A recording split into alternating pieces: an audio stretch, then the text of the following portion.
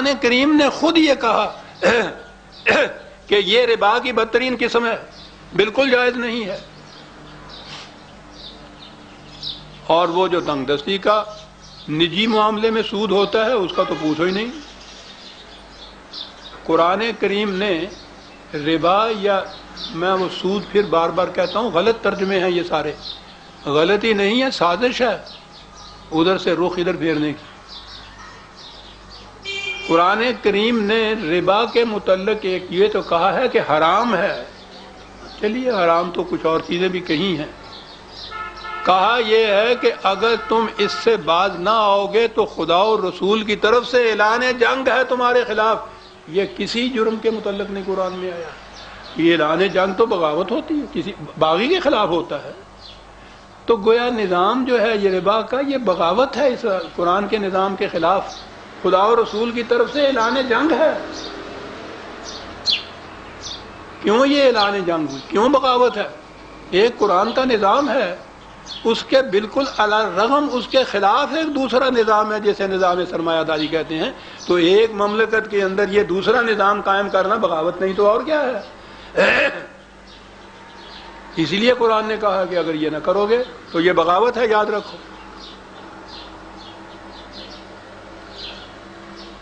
صدر اول کے بعد دور ملوکیت آیا، انسانوں کی حکومت آ گئی، اور اس کے ساتھ ہی پھر یہ دونوں اور لانتیں تو آنی تھیں، چار مرد. مذہبی پیشوائیت کا نظام آیا، محراب و منبر کے اوپر سے یہ آوازیں آئیں. نظام سرمایہ داری آیا، زمین پہ ذاتی ملکیت آئی، یہ سارا کچھ ہوا. اب رواج اگر آئے تو وہ تو قرآن نے بار بار لکھا ہے کہ حرام بھی ہے، بغاوت بھی ہے. کیا کریں؟ مشکل ہو گئی. انہوں نے کہا مشکل کیسے ہو گئی؟ انہوں نے کہا کہ ہم حل بتاتے ہیں. میری قرآن دانی سے نہ ہو جائے تم خفا صاحب، مجھے تفسیر بھی آتی ہے، اپنا مدعا کہیے. انہوں نے کہا جی مدعا تو یہ ہے کہ سب کچھ ہونا چاہیے. کہا سب کچھ ہوگا. کہنے کہ ہوگا کیسے؟ وہ تو ربا ہے. کہنے کہ نہیں، یہ جو زمین کو پٹے پہ یا بٹائی پہ دینے سے حاصل ہوتا ہے نا، اس کا نام مزارعت ہے. یا اللہ، دیوداس کا نام عبد الرحمان رکھ دیا، کہنے لگے مسلمان ہو گیا. کہا مزارعت ہے. اچھا جی. کہا یہ جو تجارت کرتے ہیں کچھ لوگ، ان میں ہم روپیہ اپنا لگا دیتے ہیں تو وہ روپیہ جو ہے وہ تو ربا ہے. کہنے کہ نہیں، کون کہتا ہے ربا ہے؟ کہنے کہ کیا ہے؟ کہنے کہ مزارعت ہے، مشارکت ہے، نبا نہیں ہے، سن سنگھ نہیں ہے، عبد الرحمان ہے. آپ کیا سن رہے ہیں؟ یہ آپ کی شریعت بنی، اور یہ شریعت آپ کی وہ نہ مملکتیں رہی، نہ سلطنتیں رہی، نہ حکومتیں رہیں، وہ تو چلی گئیں. اور یہ شریعت آپ کی اب تک چلی آ رہی ہے. مزارعت حلال و طیب، مضاربت حلال و طیب، مشارکت اور مضاربت یہی چیز ہوتی ہے، حلال و طیب. ربا حرام. وہ جو نجی طور پر کچھ ادھر سے لین دین ہے، ذرا توقف فرمائیے، میں اس کے متعلق عرض کروں گا کہ اس کے لیے کیا کیا. وہ بڑی مشکل آ گئی، وہ تو سام کے منہ میں چھپکلی آ گئی، نہ نگلے بنے نہ اگلے بنے. میں بتاتا ہوں اس کا کیا حل. یہ ہے نظام کلی سرمایہ داری کا، مزارعت کا، مضاربت کا، مشارکت کا. یہ ساری چیزیں یہ چلی آ رہی ہے. آپ کے ہاں یہ جو فقہ کے قوانین جو کہا گیا نا کہ یہاں رائج کرو، وہ اس لیے ہے کہ اس میں یہ سب چیزیں حلال و طیب ہیں. اس دور میں ایک نئی چیز آئی، بینکوں میں روپیہ جمع کر کے اس کا انٹرسٹ. اب یہ باتیں بڑے زور شور سے چلی جائیں کہ یہ حلال ہے یا حرام ہے. سوال تو یہ ہے کہ اگر یہ ربا ہے تو حرام. وہ تو انہوں نے ربا کا لفظ ہی چھوڑ دیا. ربا کی بجائے عام لفظ تو سود یا بیاج تھا، وہ جو ہندوؤں نے کہا وہ تو سود ہو گیا. وہ بھی فارسی کا لفظ، صلاۃ کی جگہ نماز جیسے. مضارعت بٹائی، انویسٹمنٹ سے منافع حاصل کرنا، مضاربت۔ اب اس کے متعلق کیا کہیں؟ اب یہ ہوا کہ انگریزی کے لفظ آیا، بڑی مدد دیتی ہے انگریزی کہ بینک انٹرسٹ جائز ہے یا ناجائز؟ کہا کہ یہ سود نہیں ہے، ارے کیا ہے؟ منافع ہے جی، منافع حلال ہو تو یہ بینک انٹرسٹ کے متعلق باتیں بڑی دلچسپ ہوتی ہیں۔ انگریزی میں دو چیزیں ہیں، ایک یوزری کہلاتی ہے، ایک انٹرسٹ کہلاتا ہے۔ یوزری ہوتی ہے ذرا زیادہ شرح اس میں ہوتی ہے، کچھ زیادہ نوچ کھوچ ہوتی ہے،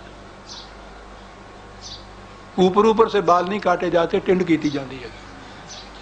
انٹرسٹ ہوتا ہے ذرا کم ہوتا ہے۔ بات ساری یہاں یہ چلتی ہے، اتنی موٹی کتابیں ہیں کہ بینک کا منافع یہ یوزری نہیں ہے، یہ انٹرسٹ ہے، لہذا حلال ہو تو یہ بینک کا، یہ بینک کہاں سے دیتا ہے؟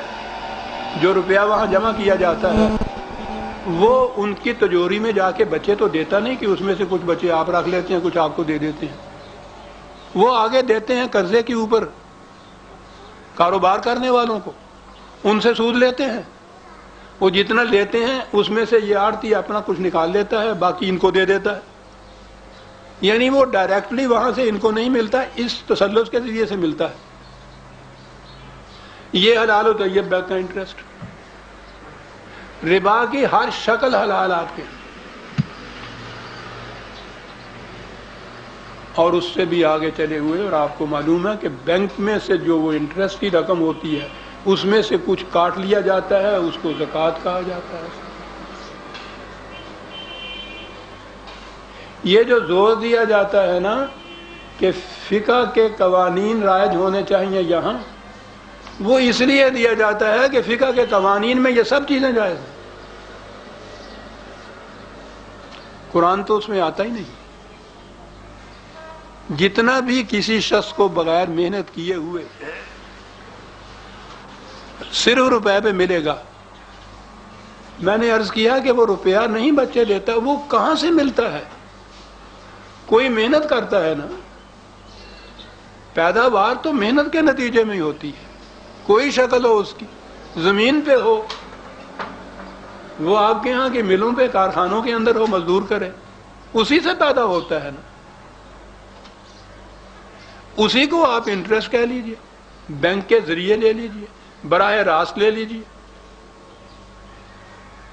وہ وہی کا وہی ہے، یہ سارا کچھ جائز ہے۔ اقبال نے ربا کے خلاف اتنا کچھ لکھا ہے کہ وقت ہوتا تو شاید 2-4 درسوں میں وہ ختم کر سکتا۔ اس کی نگاہ تھی ان چیزوں کے اوپر، ایک ایک شک اس نے لی ہے ان میں سے۔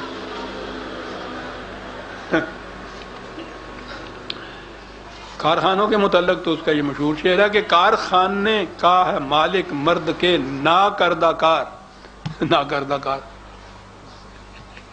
خوب لکھتا ہے یہ۔ کارخانے کا ہے مالک مرد کے ناکردہ کار، عیش کا پتلا ہے، محنت ہے اسے ناسازگار، حکم حق ہے لیسا للانسان الا ما سعی، خدا کا حکم یہ ہے کھائے کیوں مزدور کی محنت کا پھل سرمایہ دار۔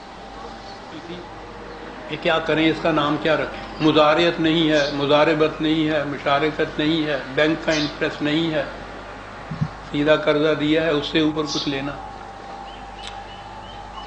تو یہ تو فقہ ہے، اس کا بھی حل اس میں موجود ہے۔ ایک مفتی صاحب ہیں محمد ابو سعید